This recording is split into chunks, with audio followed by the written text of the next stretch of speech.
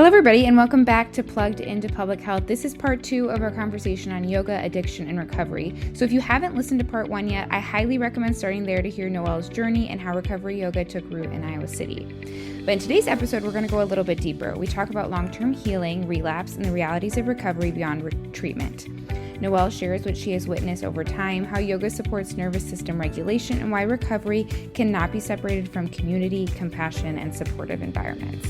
We also explore the relationship between holistic practices like yoga and data-driven medical interventions, and why these approaches are not in competition but are really strongest when they work together. This episode includes powerful reflections from the participants themselves, offering firsthand insight into what it means to feel safe in your body again. My name is Lauren Lavin, and I'm so happy to be hosting part 2 of this episode. So let's get plugged into public health. Plugged into Public Health is produced and edited by the students of the University of Iowa College of Public Health. The views and opinions expressed in this podcast are solely those of the student hosts, guests, and contributors. They do not necessarily reflect the views or opinions of the University of Iowa or the College of Public Health. What do you think, then, yoga's impact is on healing long-term? What kind of outcomes or feedback have you personally heard about this process? Yeah, absolutely. I mean, the harsh reality of addiction, relapse is about 70%. Some people say 80%. Wow, that's high. Yeah. And I think, again, I'm not an expert, but I think it can also depend on their addiction. So, meth has the greatest release of dopamine. So it takes, again, there are a lot of varying opinions within addiction. So I say all of this, take it with a grain of salt. Like, there's so many different opinions. And I think that's one of the hard things about, collecting data. And especially if it's something like yoga, like how do you really collect data on yoga? Correct. But it takes a long time for your brain to get back into healthy cycles of dopamine release when, especially like a drug like meth, when they've had these intense. And I also think I want to say it's important to, for me, I'm I can't understand how you would do that to yourself and your body. But I also think it's important to understand they're doing it for a reason. Yeah, and then they get a different place. Yep. Mm-hmm. And oftentimes it's they want to, especially the men who come to CFR, a lot of them have, quote, the willpower. But then it's their brain to take a year or 2 years to get back into normal cycles of dopamine release and what else is going on within their body, right? Yeah, and that's also to say they have a supportive environment to go back to, because who knows, where you're going to end up. You could have all the willpower in the world, but yes. Yeah. And then if they have to go back and serve time and then to get a job or to get housing, there's, oftentimes I feel we're kind of setting them up for failure. And I'm not saying I have all the answers, but yeah, just coming alongside and trying our best to support them, and also have this compassion of they want to change. They've faced consequences, and granted, there's a segment who maybe they don't want to change, but also recognizing certain things are just so hard to get out of those patterns. And again, when their brain has been affected, that's where I think it's important when we can easily be why don't they just stop? It's not that easy, or they would. Yeah, otherwise it wouldn't exist if it was that easy, right? Mm-hmm. So how do you bridge then this idea between the holistic yoga healing and some of the more data-driven medical interventions that people use? Yeah. So I think education is key. Like I said, I love Gabor Mate's work. I love The Body Keeps the Score. I personally think I would love for all medical professionals, and also I would say law enforcement, educators, judges, lawyers, learn about trauma, be trauma informed, and then also read The Body Keeps the Score, because our body holds so much in. And I think a huge part of it is, again, being open-minded. There are so many variables. Each one of us, we're all different. And I hear so many different opinions. I hear so many different stories. I hear some men saying, there are some men who are I easily gave up, this drug, no problem. But alcohol, I could not give up. But another guy, even this past week, there was a man saying, I'm kind of jealous of the guys who are alcoholics. I probably shouldn't say that, but He's like, withdrawing from meth is horrible. I was almost going to repeat, I won't swear. I hear a lot of swearing. That's also where you asked about a typical class. Yeah. And like, there's a lot of groaning. There's a lot of swearing. There's a lot of passing gas. The college boys, college basketball, they pass a lot of gas too.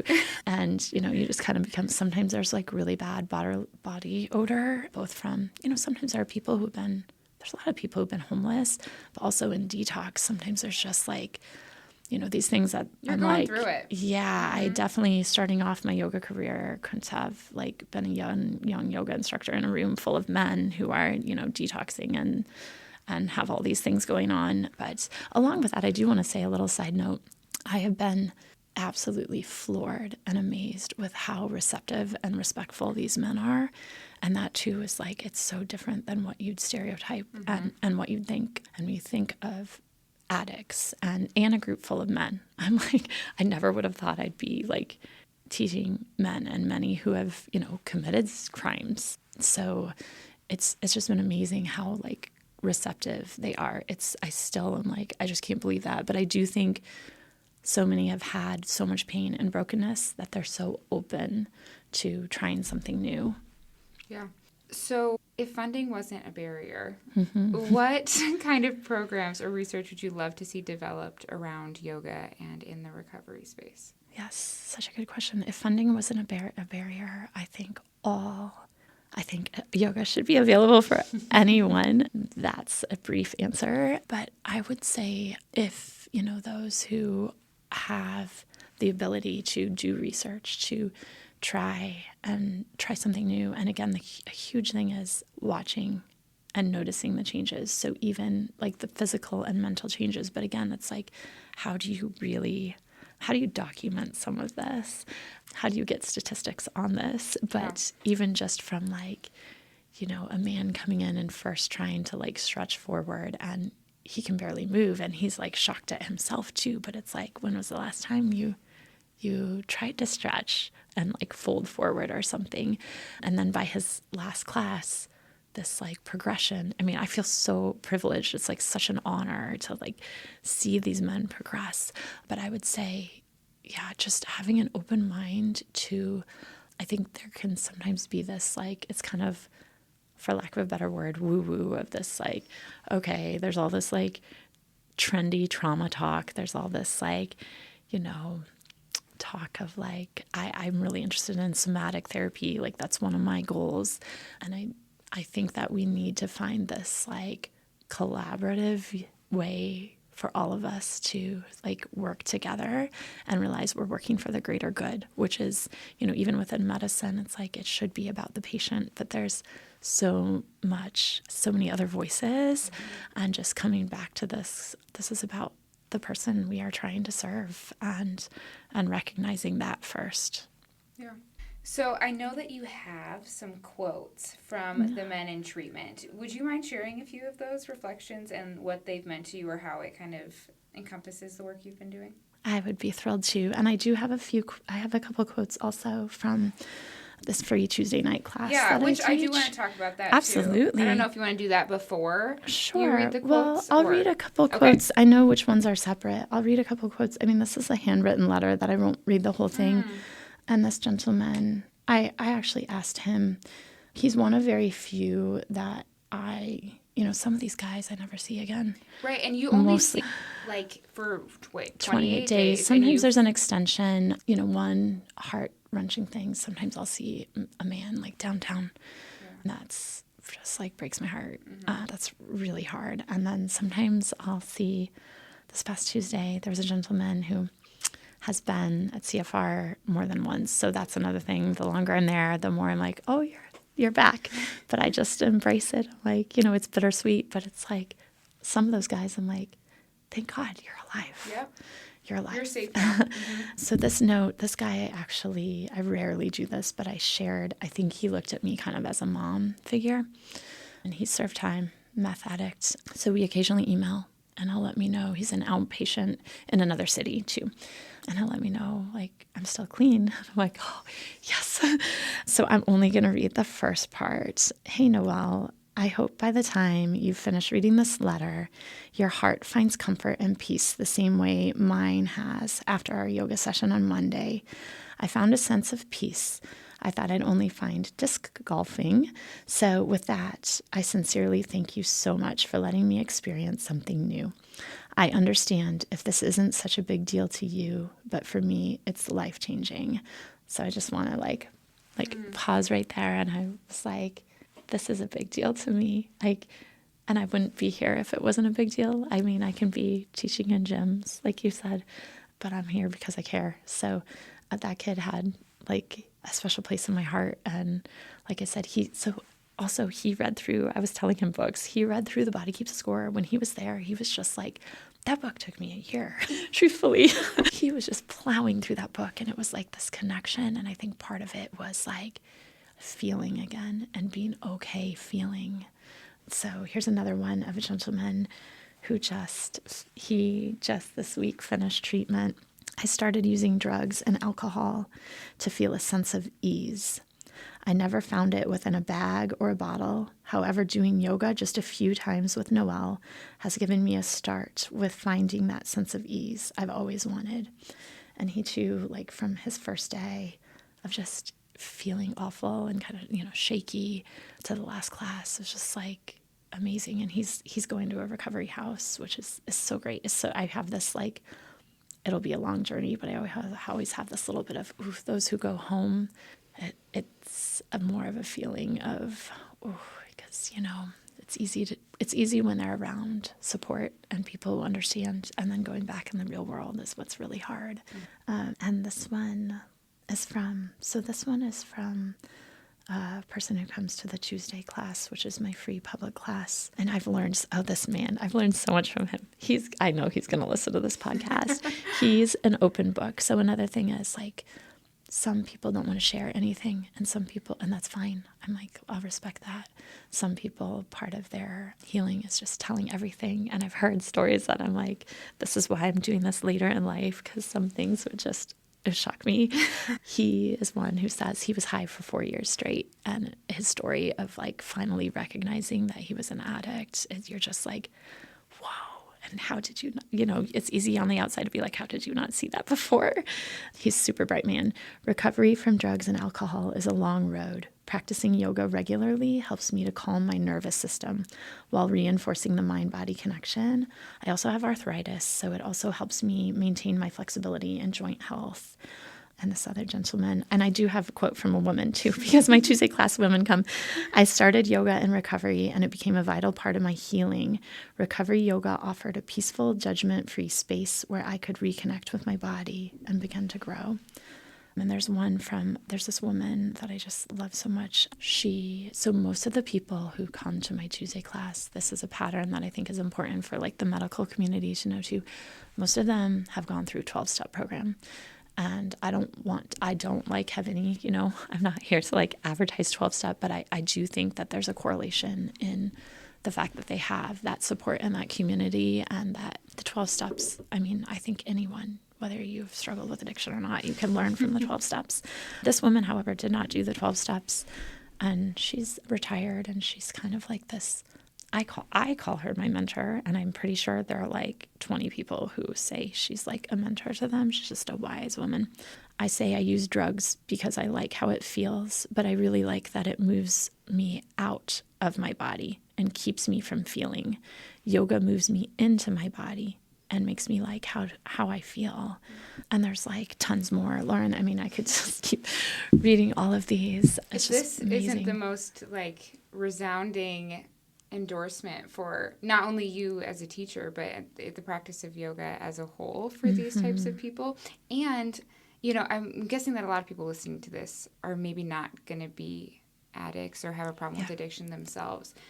But if they want to feel some of this, right? Because maybe it's like you scroll too much on social media. I'm not trying to compare those as the same thing, but we have we all have some kind of like some kind of unhealthy coping or some kind of escape or some, some people argue some people are like, we always have all of us have some kind of addiction. So if people are listening to this and are like, I want some of that too, or you're supporting someone who does have some of these issues, where would you recommend that they start? How do they get into yoga? Is this something accessible to everyone? Absolutely it is. I do think you can connect to certain teachers and certain styles of yoga. Yoga varies so much, as you know. So greatly. So greatly. So I always think start with gentle. If you haven't done yoga, start with more beginning. And even if you're an active person in great shape, because it should feel different than other workouts, in my opinion. And sometimes that, we have so much access to everything now for the good and the bad, but just finding a gentle yoga YouTube video and see how you like it. But I do think there's something about in person, just Absolutely. like quality of instruction and the connection and community that can be built in person. It doesn't have to be, recovery or trauma-informed yoga. There's still a sense of community when, you're going to a yoga class, and like I've always loved that. So I would say we have so much yoga all around Iowa City. If there's any health needs, I'm not dissing hot yoga at all, but if anyone does have any health needs or they haven't done yoga before, I would probably not jump right into a crowded hot yoga class. I would start, again, a little more at beginning, and also know your needs, and that will come out in yoga. Like, what does your body need? Where are you holding stress? Where are you tight? We're all tight somewhere. And sometimes there's something really hard or something even literally going back into childhood that you're storing within you. I know that's like going into that realm that I said woo-woo, but after working with like trauma and people struggling with substance abuse, like I firmly believe that. And so to progress, we need to start addressing that. Yeah. I always tell people too that like you need to go to more than one yoga class, just because if you don't align with one teacher, it can feel make it or break it, because it kind of is. Yeah. Because I think you do have to connect with the teacher in the space and all of that stuff. So if you don't align with one, try another, try a few, and just see kind of where you end up, because I think that's really important. And different days, different stages of life. I mean, maybe one day you're like, I want to really like tone, and they could go to your yoga sculpt class. But then maybe, you just need to like slow down your body and mind. So just recognizing what you need on that day, in that moment. Yeah. And I oftentimes tell people that just the practice of breathing, like at its core, is yoga. And so I think it's a really good point that you make, that starting from maybe the bottom and working your way up to some of those more intense versions is a really great place to start, especially if you're trying to get some of the feelings that you've been talking about that your participants get. Yeah. That starting with the breath and like that slow mind-body connection, or that rewiring, I think comes from that. You're not going to probably find that at Yoga Sculpt. So if that's what you're looking for. Right. And there is, there's more and more evidence-based research out on that too. Just like deep breathing and breathing techniques to regulate your nervous system. So that is one area where I feel like we're progressing. So now I do want to talk about the free community class. Sure. So that's beyond CFR. You teach this free community class in Iowa City. How did you come about that? How has it evolved? Who can come? So anyone is welcome, although I do ask that you are sober, because that can be, triggering to someone else. And actually, my first class was June 4th, 2024. That was the first time I taught. I had been doing a few private lessons with this amazing girl, but that was my first public class. And I was thinking it would just be for women, which is kind of ironic because now I'm like teaching so many men. And there was this sweet man who I knew, and I was like, he and his wife are both in recovery.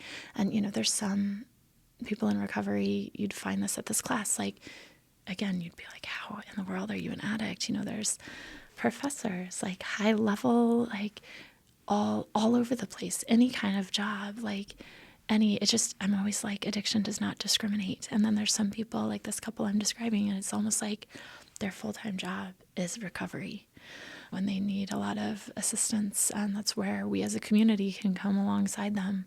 So my first class was when I was serving AmeriCorps, and it was small. There were like maybe 4 or 5.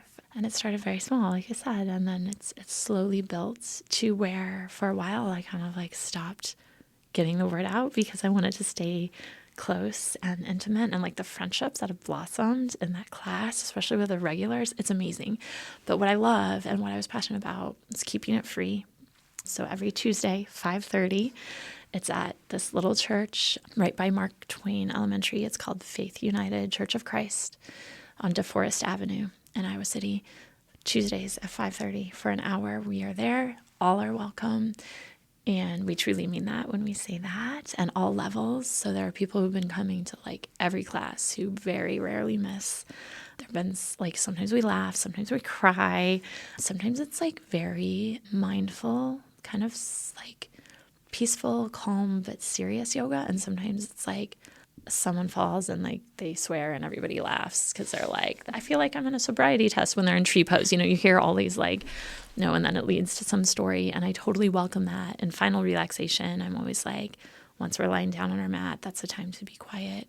Once in a while, triggers happen. There have been people who, you know, one time in final relaxation, there was a grown man who like sounded like a baby crying. And I was just like, whoa, he's having, you know, some kind of release. But again, it's like, it's a safe spot. Nobody there is going to judge you. And like the things people have said about like the warmth and again, just inviting space there. It's amazing. Of all my 22 years of teaching yoga, that's my favorite class. I mean, I love working with the inpatient men too. It's like my favorite class because it also encompasses what yoga and this like community and connection is all about. And again, that also aligns with like 12 steps in recovery. Yeah, so anyone's welcome. And if for some reason I'm not able to teach, which has only happened 2 years and a year and a half, we've had game night. One man in his recovery perfected making homemade pizza, like awesome pizza. He made pizzas for everyone once. So once in a while we'll have like a little hangout, but otherwise we're there at that it's a little church on DeForest Avenue, Tuesdays at 5:30. Incredible. How many people come now? Yeah, so anywhere from the most we've had is either 21 or 22. And a lot of people just, I was starting to say this, but I really believe in like, you don't have to commit. You just come when you can. And also it's like the only yoga class where it's like, okay, if you're late, people don't care. They're understanding. There's a recovery place in Iowa City called Thrive. And they sometimes bring a van with a few residents. So they have inpatient and outpatient. I believe they have outpatient also. And they have men and women. So sometimes people will come from there. Guys from CFR used to be able to come. One of my colleagues who's no longer there, who did a study on yoga, he lives in a different city now and is furthering his education, but he'd bring some guys, which was so good for the men to like get out and be around people who are farther along. And it's this beautiful circular like healing for everyone, like encouraging others, but also receiving encouragement, like building each other up. Yeah, so numbers, it's all over the place. It just really varies, but there's a core regular group that almost every week they are there. And that's good for people who are kind of coming in and out to know that there's always the safe space to come back to with people who regularly show up. That's right. So I'm just going to break it down for the people who like are listening to this and are like, yep, I want to come. Do they need to bring a yoga mat? And what should they wear? Thank you for asking. Just wear something comfortable you can move in. I do recommend bringing a water bottle. So we do some specific stretches, Lauren, like addiction recovery yoga. I like to do a lot of twists. So sometimes there are medications that can screw up your GI tract. There are addictions that can screw up your GI tract as well. So we do a lot for stimulating that area and like twisting. You know, I like to tell them we can twist like sitting down, standing up, lying down. There's so many different spinal twists that when you think about it, you're massaging your internal organs too, right? So there are certain poses that are known for kind of like stimulating kidney and liver functions. With that, you need to drink extra water. So I'm always like, bring some water. We have mats. If you have your own, go ahead and bring it because the floor is a little bit hard there. So a lot of times we stack 2 mats. We don't have yoga props there. We have a few. We're always open to donations of like bolsters and blocks and straps. I have enough of my own that I use at CFR, but when we have 20 people there, we don't have enough. But there are almost always, there's never been a class where no one has had a yoga mat. And again, you can come if you've done years of yoga or you've never done yoga. If you think I'm in horrible shape, or if you're like, I'm in such good shape, why do I need yoga? Still come and breathe with us. It's so good and important for all of us to just like pause and notice. And again, there's a lot of healing and vulnerability in that, just slowing down, whether you're an addict or not. Absolutely. So as we wrap this up, what do you hope that people, especially those working in healthcare or public health, take away from your work? Yeah, thank you for asking. I would say the importance for incorporating I'll use the word somatic, but just movement, and which we all know how important movement is, but movement in terms of the whole being. So again, like the breath, I just always amazed. So many of the men naturally, like after we take our first deep breath in and out, their eyes will close because it's like they want to feel that deeply, and they don't even, it's not conscious. Like they just find themselves closing their eyes. And so I would say just like these exercises for the mind, for the body, and anytime we can work on pathways in the mind within addiction, which we know, but anytime that your mind is focusing on something other than your addiction, which again, there's a time and a place to face that head on. But if you can slow down and let your mind have this like natural feeling of, I feel good in this moment, because I mean, it's like a breakthrough for some people when they're like, wait, I feel this and I'm not under like the influence of anything. And again, there's vulnerability in that, but just how powerful that is. And, I really feel for, I'm like the medical field, I feel they work so hard. So even at CFR, like, there's nurses there all the time. They have to go in and check on the men like every hour.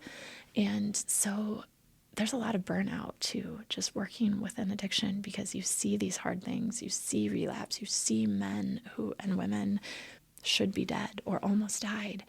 And these hard stories and horrible things they've done to get their substance. It's horrific. And so I think it's also important to recognize those working within this field need support too, and encouragement. And again, just having this open mind to us kind of collaborating together, I think is really important. Yeah, mutual respect for the work that you're both doing. And finally, how can listeners learn more about recovery yoga or get involved in supporting these efforts? Yeah, so right now, first, truly, we've mostly been word of mouth. The local paper, Press Citizen, did an article on the Tuesday night free class and talked a little bit about CFR as well. I'm not super active on social media, but I do have, it's goldfinch.yoga, like an Instagram page, which does have a flyer on there sometimes. So I've collaborated a little bit. I'm on International Overdose Awareness Committee for Johnson County. So I've collaborated some with Johnson County Public Health. Sometimes they'll repost about my class.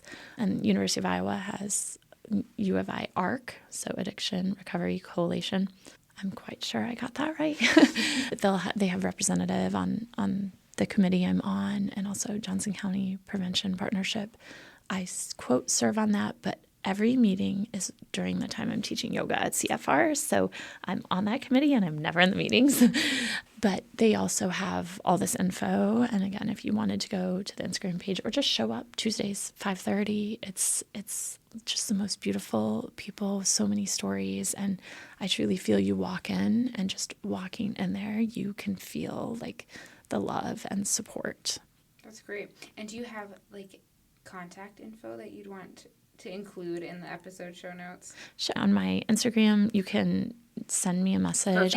I'll link your Instagram in the show notes so they can contact you that way. Well, thank you so much, Noelle. This has been a fabulous conversation. I hope you enjoyed it. And I know our listeners absolutely will. And I kind of hope that it gets the word out about what you're doing, but also more broadly about the usefulness of yoga, because I think it's such an important practice that all of us could really benefit from, whether you're recovering or existing in the world today.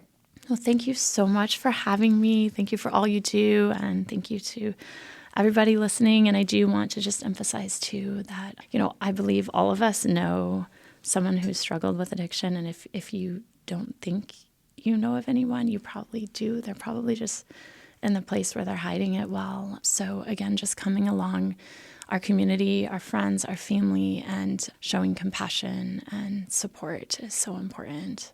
Well, thank you for all of your incredible work. Thank you. I appreciate it. It's truly my joy. That brings us to the end of part 2 of our conversation. A sincere thank you again to Noelle for sharing her experience, her work, and the voices of those she serves. In this episode, we discussed what recovery looks like over the long term, the role of the nervous system and somatic practices in healing, and why yoga can help people reconnect with their bodies in ways that traditional approaches alone often cannot. We also highlighted the importance of meeting people where they are, supporting healthcare and recovery professionals, and building spaces rooted in dignity and humanity. This episode was hosted and written by Lauren Lavin and edited and produced by Lauren Lavin. You can learn more about the University of Iowa College of Public Health on Facebook. Our podcast is available on Spotify, Apple Podcasts, and SoundCloud.